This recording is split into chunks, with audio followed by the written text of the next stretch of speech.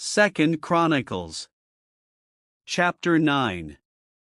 And when the queen of Sheba heard of the fame of Solomon, she came to prove Solomon with hard questions at Jerusalem, with a very great company, and camels that bear spices, and gold in abundance, and precious stones. And when she was come to Solomon, she communed with him of all that was in her heart. And Solomon told her all her questions, and there was nothing hid from Solomon which she told her not. And when the queen of Sheba had seen the wisdom of Solomon, and the house that he had built, and the meat of his table, and the sitting of his servants, and the attendance of his ministers, and their apparel, his cupbearers also, and their apparel, and his ascent by which he went up into the house of the Lord, there was no more spirit in her. And she said to the king, It was a true report which I heard in mine own land of thine acts, and of thy wisdom.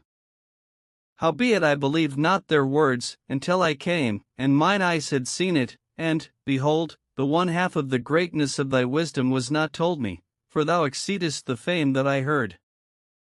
Happy are thy men, and happy are these thy servants, which stand continually before thee, and hear thy wisdom. Blessed be the Lord thy God, which delighted in thee to set thee on his throne, to be king for the Lord thy God, because thy God loved Israel, to establish them forever, therefore made he thee king over them, to do judgment and justice.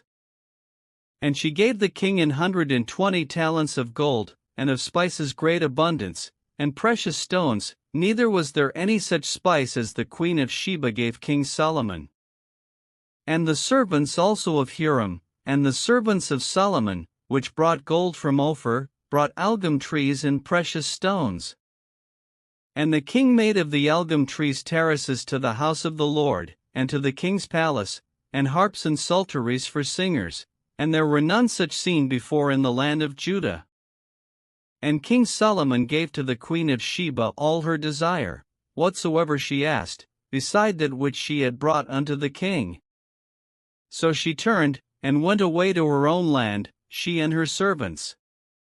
Now the weight of gold that came to Solomon in 1 year was 666 talents of gold, beside that which chapmen and merchants brought. And all the kings of Arabia and governors of the country brought gold and silver to Solomon. And King Solomon made 200 targets of beaten gold, 600 shekels of beaten gold went to one target. And 300 shields made he of beaten gold, 300 shekels of gold went to one shield. And the king put them in the house of the forest of Lebanon. Moreover the king made a great throne of ivory, and overlaid it with pure gold. And there were 6 steps to the throne, with a footstool of gold, which were fastened to the throne, and stays on each side of the sitting place, and 2 lions standing by the stays. And 12 lions stood there on the one side and on the other upon the 6 steps. There was not the like made in any kingdom. And all the drinking vessels of King Solomon were of gold, and all the vessels of the house of the forest of Lebanon were of pure gold, none were of silver, it was not anything accounted of in the days of Solomon. For the king's ships went to Tarshish with the servants of Huram, every 3 years once came the ships of Tarshish bringing gold, and silver, ivory, and apes, and peacocks. And King Solomon passed all the kings of the earth in riches and wisdom. And all the kings of the earth sought the presence of Solomon, to hear his wisdom, that God had put in his heart. And they brought every man his present, vessels of silver, and vessels of gold, and raiment, harness, and spices, horses, and mules, a rate year by year. And Solomon had 4,000 stalls for horses and chariots, and 12,000 horsemen, whom he bestowed in the chariot cities, and with the king at Jerusalem. And he reigned over all the kings from the river even unto the land of the Philistines, and to the border of Egypt. And the king made silver in Jerusalem as stones, and cedar trees made he as the sycamore trees that are in the low plains in abundance. And they brought unto Solomon horses out of Egypt, and out of all lands.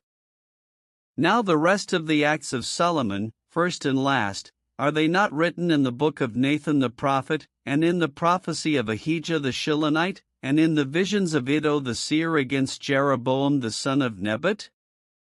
And Solomon reigned in Jerusalem over all Israel 40 years. And Solomon slept with his fathers, and he was buried in the city of David his father, and Rehoboam his son reigned in his stead.